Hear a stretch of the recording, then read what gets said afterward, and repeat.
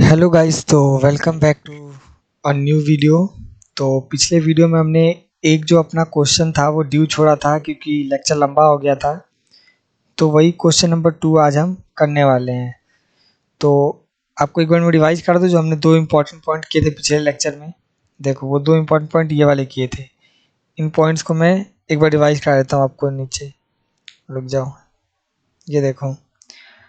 हमने पहला पॉइंट क्या किया था कि अगर प्रॉफिट एंड लॉस अकाउंट का कोई भी एडजस्टमेंट क्वेश्चन में दिया हुआ है तो पहले उसको सॉल्व करेंगे। अगर कोई एक्सपेंस दिया हुआ है तो पता एक्सपेंस के केस में हमें क्या करना था। अगर प्रॉफिट एंड लॉस अकाउंट में एक्सपेंस का एंट्री छूट गया है, नहीं हो पाया है, ऐसा क्वेश्चन में बोला है, तो एक बात बताओ, अगर एक्सपेंस का एंट्री नहीं हो पाया है, छूट गया है, तो नेट इफेक्ट जो नेट प्रॉफिट है हमारा, उस पर उसका क्या इफेक्ट पड़ा होगा। हमारा एक्सपेंस क्या करता है, नेट प्रॉफिट को घटाता है, पर इसका एंट्री नहीं हुआ तो हमारा नेट प्रॉफिट ज़्यादा रह गया होगा। तो हम इसको क्या करेंगे, लेस कर देंगे नेट प्रॉफिट में से, ताकि रियल नेट प्रॉफिट निकल के आ जाए। और इसे अगर आपको अच्छे से समझनी है तो मैंने पिछले लेक्चर में डिटेल में बताया है, 30 मिनट का वीडियो है, उसमें यही चीज़ मैंने एक्सप्लेन किया है, तो आप देख सकते हो।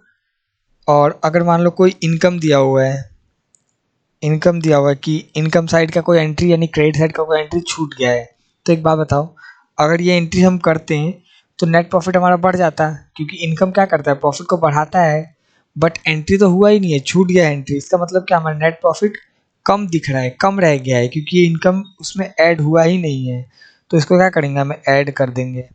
ये तो हो गया प्रॉफिट एंड लॉस का कोई एडजस्टमेंट दिया हो तो।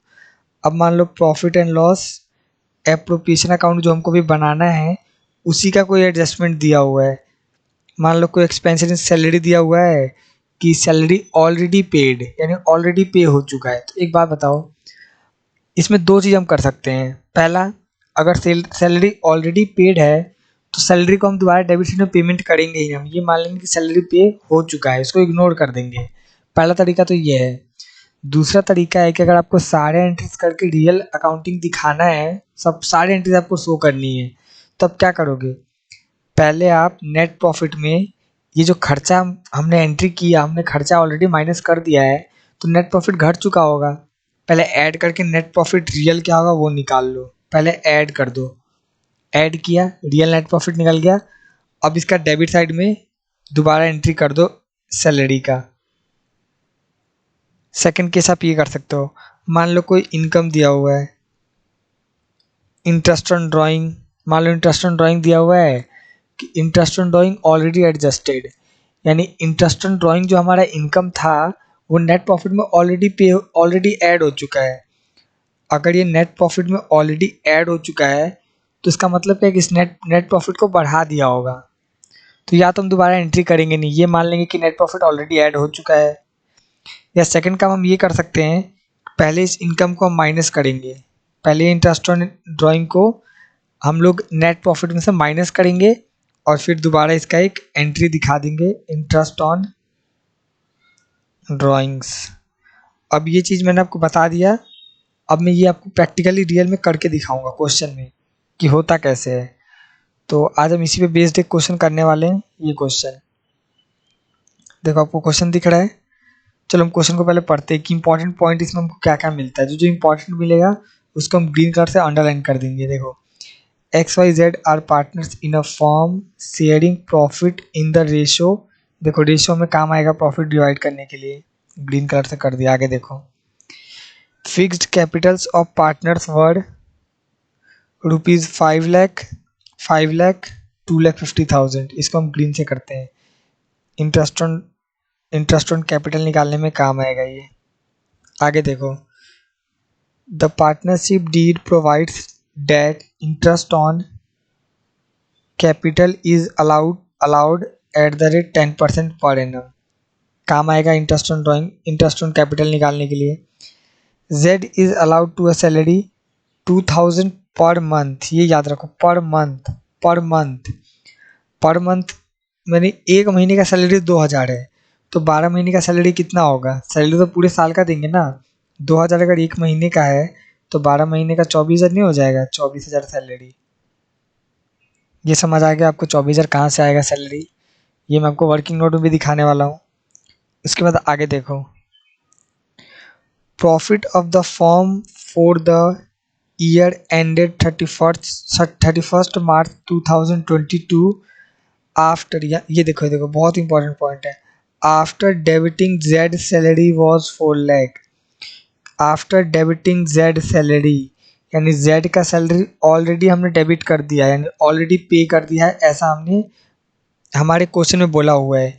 यानी जो ये नेट प्रॉफिट है ना, ये नेट प्रॉफिट, ये वाला नेट प्रॉफिट 4 लाख, इसमें जेड का सैलरी ऑलरेडी माइनस हो चुका है, ऑलरेडी डिडक्ट हो चुका है, यानी डेबिट कर चुके हैं हम लोग ऑलरेडी, हम लोग माइनस कर चुके हैं सैलरी। तो बताओ कैसे करेंगे। सबसे पहला काम, कभी भी ये क्वेश्चन स्टार्ट करने, इस चैप्टर का क्वेश्चन करने से पहले आपको ये करना है, पहले आपको नेट प्रॉफिट हमेशा लिख लेना है, by net profit, by net profit. बताओ नेट प्रॉफिट कितना है, 4 लाख, 4 लाख नेट प्रॉफिट है, नेट प्रॉफिट 4 लाख है, क्वेश्चन में दिया हुआ है। अब बताओ, मैंने ऊपर जो आपको सिखाया था कि एडजस्टमेंट कैसे डील करना है एडजस्टमेंट से, उसमें मैंने क्या बोला था कि अगर प्रॉफिट एंड लॉस अकाउंट का कोई भी एक्सपेंस दिया हुआ है, profit and loss appropriation account का कोई भी एक्सपेंस दिया हुआ है जो कि ऑलरेडी डेबिट हो चुका है, ऑलरेडी हमने माइनस कर दिया है, तो पहले हम उसको ऐड करेंगे और रियल प्रॉफिट निकालेंगे कि वो एक्सपेंस को किए बिना हमारा प्रॉफिट कितना है। तो इसमें क्या करेंगे, हम पहले सैलरी को ऐड कर देंगे, add salary to Z. Z को सैलरी हमने पे किया है, ये 24,000, ये देखो कैसे निकला है, आपको निकाल के दिखाता हूँ। Working note #1 Z salary for 1 month, 1 month ₹2000। तो फिर Z salary for 12 month is equal to 12 into 2000 is equal to 24,000। ये आपको समझ आया कैसे निकाला मैंने। एक महीने का सैलरी क्वेश्चन में दिया हुआ था 2000 है एक महीने का, तो इसको हमने पूरे साल से पूरे साल का निकालने के लिए 12 से मल्टीप्लाई कर दिया, तो 24,000 निकल गया सैलरी। तो हम यहाँ पे 24,000 सैलरी जो है इसको ऐड कर देंगे 24,000। अब बताओ ये जो प्रॉफिट है 4,24,000, ये सैलरी को पे किए बिना प्रॉफिट कितना होगा निकल गया। इसका मतलब जो प्रॉफिट एंड लॉस अकाउंट से हमारा आया था ना प्रॉफिट, वो निकल गया। ये प्रॉफिट एंड लॉस से इतना आया था हमारा प्रॉफिट, उसमें से हमने सैलरी का पेमेंट करने के बाद का 4 लाख बोला, तो सैलरी पे करने से पहले ये प्रॉफिट है। ये आपको समझ आ गया। मेन यही था, ये मेन कंसेप्ट यही था, ये जो मैंने आपको पीछे पढ़ाया कि कैसे ऐड और लेस करना है। उसके बाद देखो, पहले हम लोग पे करेंगे इंटरेस्ट ऑन कैपिटल। तीनों का कैपिटल देखो, 5 लाख, 5 लाख, 2,50,000। इधर एंट्री डेबिट साइड में होता है एंट्री इंटरेस्ट ऑन कैपिटल का, to interest on capital XYZ। बताओ कितना होगा। ये देखो, ये 5 लाख है, इसका कैपिटल 10% पे करना है, इसका ही 5 लाख है 10% पर एनम, 2.5 लाख है 10% पर एनम, इसका 50,000 हो जाएगा, इसका 50,000 हो जाएगा, इसका 25,000 हो जाएगा। 5 लाख का 10%, 5 लाख का 10%, 2,50,000 का 10%। यहाँ लिख देते हैं 50,000, 50,000, 25,000, ये हो गया 1,25,000। बताओ ये समझ आया, ये चीज़ कैसे निकला, इंटरेस्ट ऑन कैपिटल कैसे निकाला। उसके बाद देखो और कुछ है इसमें, द पार्टनरशिप इंटरेस्ट ऑन, बस उसके बाद सैलरी का एंट्री करना है हमें, क्योंकि सैलरी का एंट्री अगर हम लोग ये ऐड ना किए होते तो सैलरी का एंट्री हम करते ही ना, क्योंकि हम मानते सैलरी तो ऑलरेडी पेड है। बट अगर हम सैलरी को रिवर्स किया है तो यहाँ पेमेंट दोबारा करना पड़ेगा ना, टू सैलरी टू जेड 24,000। अब बताओ क्वेश्चन में कुछ छूटा, कोई पॉइंट नहीं छूटा, हमने ये भी कर लिया, ये भी कर लिया, सैलरी पे कर दिया, प्रॉफिट भी हमने यहाँ पे एंट्री कर दिया। अब बैलेंस करते हैं। ये देखो यहाँ का तो बैलेंस क्लियर है, 4,25,000, 4,24,000, 4,24,000, 4,24,000। इस साइड भी हो जाएगा 4,24,000। ये बैलेंस समझ आया? बैलेंस कैसे निकला? बैलेंस हमने इस साइड का क्रेडिट साइड का यहाँ पे लिख दिया और इसी को यहाँ बैलेंस कर दिया, ताकि यहाँ हम बैलेंसिंग फिगर जो प्रॉफिट आएगा वो निकाल पाए। तो बैलेंसिंग फिगर निकालो। 4,24,000 माइनस 24,000 माइनस 1,25,000 कितना निकलेगा? 24 से 24 तो 2,75,000 निकल जाएगा। 2,75,000 ये निकल गया प्रॉफिट। प्रॉफिट क्या होगा? तीनों पार्टनर में बटेगा। To profit transferred to XYZ। अब बताओ इनका रेशियो क्या था? ये देखो रेशियो यहाँ पे दिया हुआ है 2:1, यानी जो हमारा ये 4,20,000 कितना 2,75,000 आया ना। हाँ 2,75,000 जो हमारा 2,75,000 आया है, इसको हम दो हिस्सा x को दे देंगे, दो हिस्सा y को दे देंगे, एक हिस्सा z को दे देंगे। यानी इसके लिए क्या करेंगे? 2,75,000 डिवाइडेड बाय 5 इंटू 2, ये इसके लिए करेंगे। इसके लिए क्या करेंगे? 2,75,000 divided by 5 into 2। Divide by 5 क्यों कर रहे हैं? क्योंकि चारों का मिला के 5 है। 5 हिस्से करने हैं, उनसे दो हिस्सा x ले जाएगा, दो हिस्सा y ले जाएगा, और z के लिए क्या करना है? 2,75,000 divided by 2,75,000 divided by 5 into 1।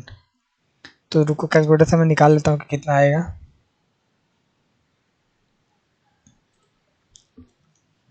Wait calculator एक बार निकालने दो मेरे को। कैलकुलेटर खोल लेता हूँ मैं।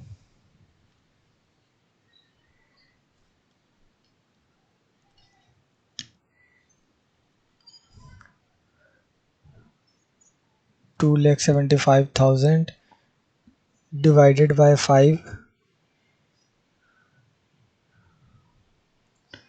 डिवाइडेड बाय 5 इंटू, तो इसका हो जाएगा 1,10,000, x का 1,10,000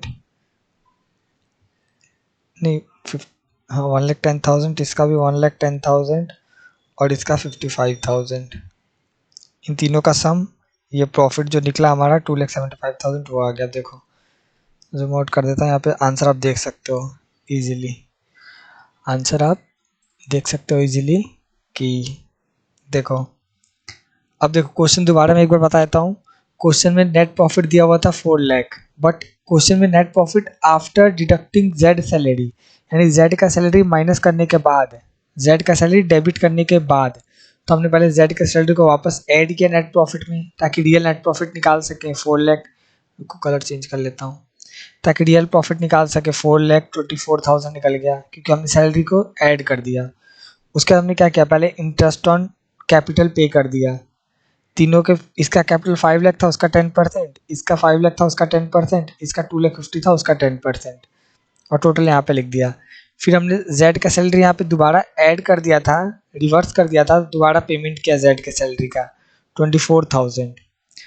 और ये जो प्रॉफिट हमारा था, ये प्रॉफिट जो आया 2,75,000, इसको XYZ में हमने डिस्ट्रीब्यूट कर दिया। आप ऐसे XYZ नहीं लिखे होगे क्वेश्चन में। क्वेश्चन में आपको ऐसे लिखना पड़ेगा। रुको मैं लिख देता हूँ यहाँ पे ताकि समझ आपको एग्जैक्ट पता चल जाए। X capital account, wise capital account और Z कैपिटल अकाउंट, ये तीनों का प्रॉफिट आ गया। तो X का ये, Y का ये और Z का ये। तो आप देख सकते हो क्वेश्चन, आंसर एक बार देख सकते हो अच्छे से और नोट कर सकते हो। मैं यहाँ पे रख देता हूँ और साथ ही साथ में इसका जो पीडीएफ है वो डिस्क्रिप्शन में डाल दूंगा, वहाँ से आप देख सकते हो। तो बस आज के लिए इतना ही। होप करता हूँ कि समझ आया होगा। इस पे हम लोग ये मतलब ये सिर्फ बेसिक क्वेश्चन था, इसमें सिर्फ आपको समझाना था कि क्वेश्चन आखिर पीएल एंड एप्रोप्रिएशन अकाउंट का क्वेश्चन सॉल्व होता कैसे है। अब इसको बहुत डिटेल में हम लोग पढ़ने वाले हैं, पूरे चैप्टर्स में हम लोग हर यूनिट में यही चीज़ हमको बनाना है, PL and appropriation account, partners capital account और बैलेंस शीट, मेन यही रहेगा। तो ये आप बहुत डिटेल में सीख जाओगे। सिर्फ बेसिक था समझाने के लिए कि आखिर बनता कैसे P and L appropriation account. तो बस थैंक यू, आज के लिए इतना ही।